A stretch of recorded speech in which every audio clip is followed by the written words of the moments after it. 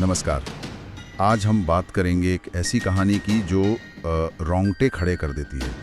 ये कहानी जुड़ी है मध्य प्रदेश के एक छोटे से गांव कनकपुर से।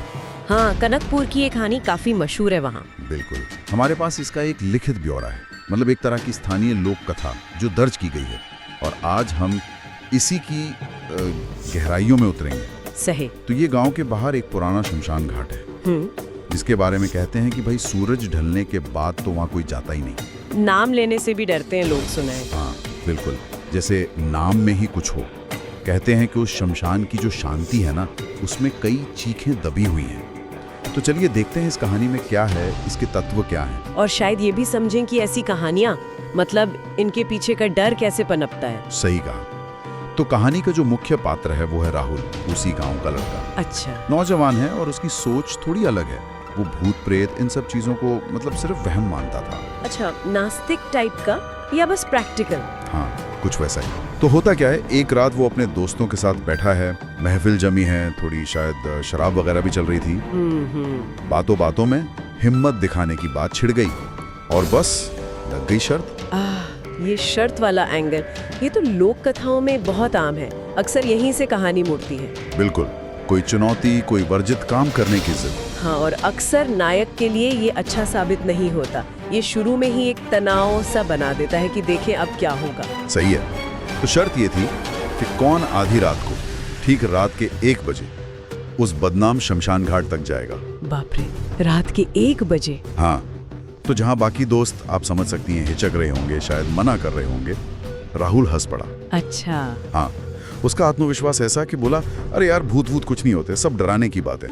कमाल है। और ये कहकर वो अकेले चल पड़ा शमशान की तरफ, हाथ में बस एक मोबाइल की टॉर्च और होठों पर एक, वो कहते हैं ना, बेफिक्री वाली मुस्कान।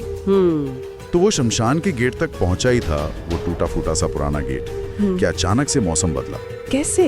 एकदम तेज हवा का झोंका आया, सूखी पत्तियां, धूल सब उड़ने लगी, एक बवंडर जैसा बन गया।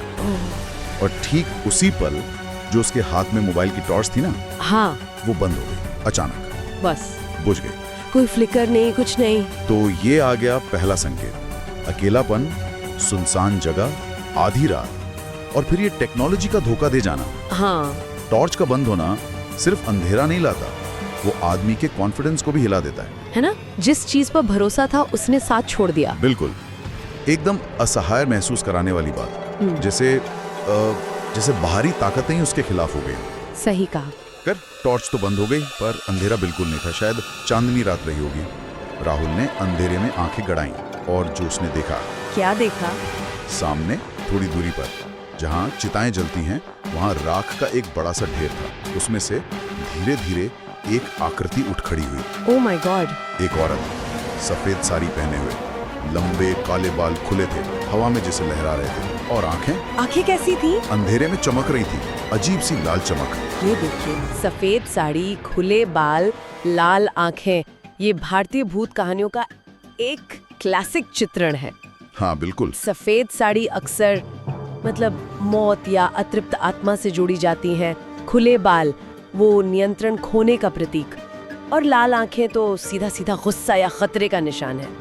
ये सब मिलकर एक जानी पहचानी पर बहुत असरदार छवि बनाते हैं। और शायद इसीलिए ये जानी पहचानी छवियां ज्यादा डराती हैं, क्योंकि वो कहीं ना कहीं हमारे मन में बैठी होती हैं। हो सकता है। तो राहुल ने जब ये देखा, पहले तो उसे लगा शायद दोस्त मजाक कर रहे हैं। तो उसने थोड़ी कांपती हुई आवाज में लेकिन जोर से पूछा, कौन है वहाँ? और उस औरत ने राहुल की तरफ देखा और मुस्कुराई, पर वो मुस्कान बड़ी अजीब थी, खाली सी, कोई भाव नहीं, डरावना। और फिर वो बोली, आवाज ऐसी जैसे किसी गहरी ठंडी गुफा से आ रही हो। उसने कहा, तू आया है, बहुत देर से इंतजार था तेरा। उफ, इंतजार था तेरा, ये लाइन बहुत खतरनाक है ना?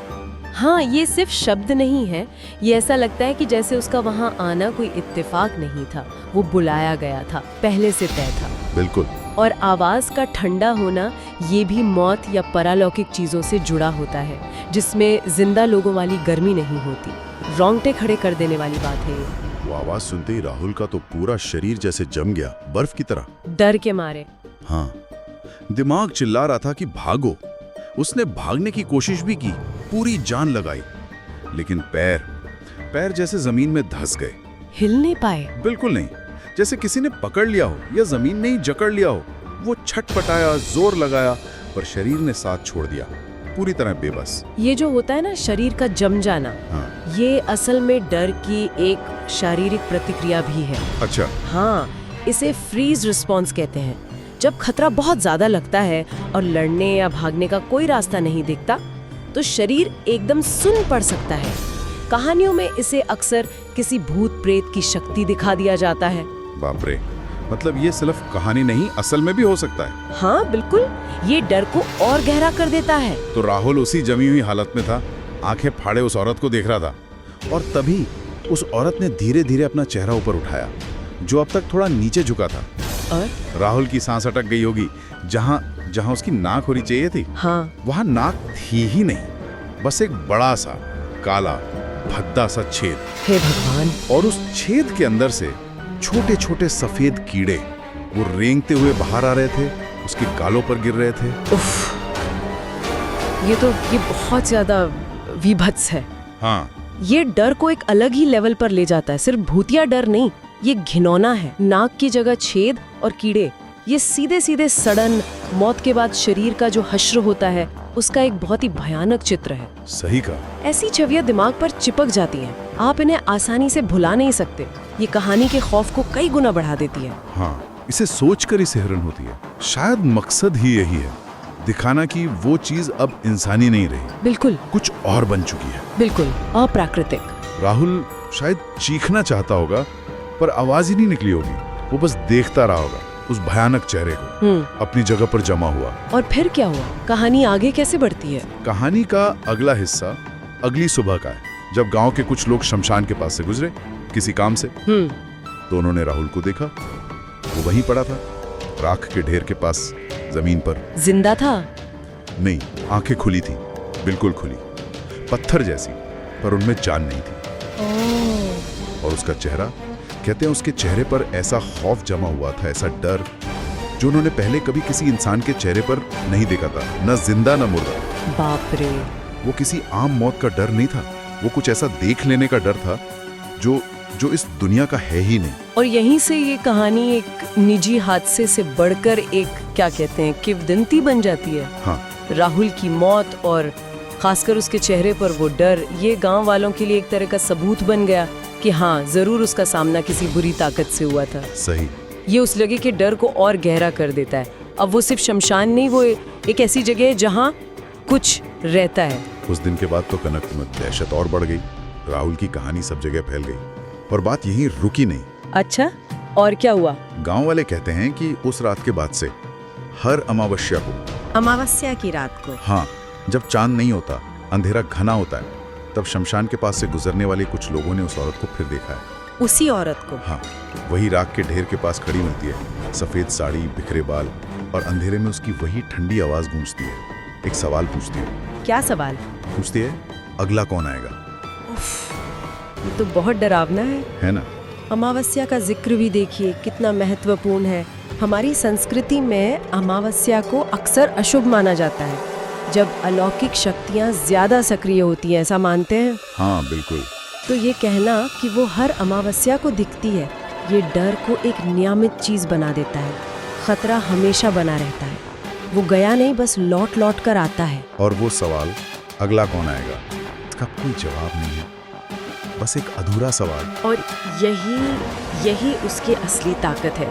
ये सवाल गांव वालों के मन में एक स्थायी डर पैदा कर देता है। अगला कौन, कहीं मैं तो नहीं। ये अनिश्चितता डर को जिंदा रखती है। हाँ, ये कहानी सिर्फ राहुल की नहीं रहती, ये पूरे गांव का डर बन जाती है। बिल्कुल, एक लगातार बना रहने वाला खतरा। इस कहानी के अंत में एक तरह की मतलब सीख या चेतावनी भी लगती है ना? हाँ बिल्कुल, कई लोक कथाओं का ये एक मुख्य संदेश होता है कि कुछ जगहें इंसानों के लिए नहीं।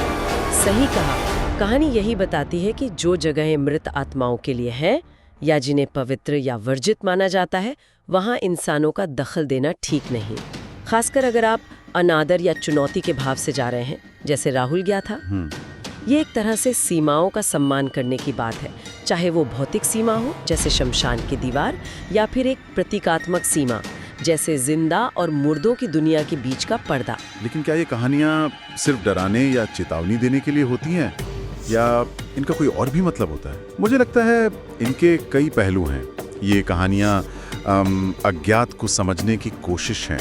मौत क्या है, उसके बाद क्या है, ये बड़े सवाल हैं। हाँ, जिनका जवाब आसान नहीं। बिल्कुल। तो कहानियाँ हमें इन डरों और चिंताओं को एक रूप देने में मदद करती हैं। ये हमारे सामूहिक डर को आवाज़ देती हैं और साथ ही ये सामाजिक नियमों को भी मजबूत करती हैं। कैसे? ये दिखाकर कि समुदाय के विश्वासों या वर्जनाओं को चुनौती देने का नतीजा क्या हो सकता है। राहुल की कहानी यही तो करती है। सही है। तो अगर हम इस पूरी कहानी को समेटें तो दोस्तों की एक शर्त, जिसने राहुल जैसे लड़के को, जो भूत प्रेत नहीं मानता था, उसे भी आधी रात में शमशान पहुंचा दिया। हाँ। वहाँ उसका सामना हुआ एक ऐसी चीज से जिसका रूप भयानक था, आवाज डरावनी थी और जिसका इंतजार वो कर रही थी। बिल्कुल। उसका अंत बहुत दुखद हुआ और चेहरे का वो डर गांव के लिए एक स्थायी दहशत बन गया। और ये दहशत हर अमावस्या को सवाल के साथ ताजा हो जाती है, अगला कौन आएगा? हाँ, ये कहानी डर, परंपरा, सीमाओं और शायद अज्ञात के बारे में बहुत कुछ कह जाती है। सही कहा। ये सब सोचने पर मजबूर करता है और यहीं से एक सवाल और उठता है, शायद इस कहानी से थोड़ा आगे का। क्या? कि आखिर इन कहानियों में जो पीढ़ी दर पीढ़ी चलती आ रही हैं, इनमें ऐसी क्या बात है आज के इस वैज्ञानिक युग में भी ये कहानियां हमारे मन को, हमारे डर को क्यों इतना पकड़ लेती हैं? ये सोचने वाली बात है। क्या ये सिर्फ अंधेरे का या मौत का डर है जिसे हम इन कहानियों के जरिए महसूस करते हैं, या फिर ये कहानियां जीवन और मृत्यु से जुड़े कुछ ज्यादा गहरे सवालों को छूती हैं? जैसे जीवन का मतलब क्या है, मौत के बाद क्या होता है, क्या इस दुनिया के परे भी कुछ है? शायद इन सवालों के सीधे जवाब हमें नहीं मिलते और इसीलिए हम उन्हें बार बार इन कहानियों में खोजते रहते हैं। हाँ, शायद ये कहानियां उन गहराइयों को टटोलने का एक जरिया बन जाती हैं।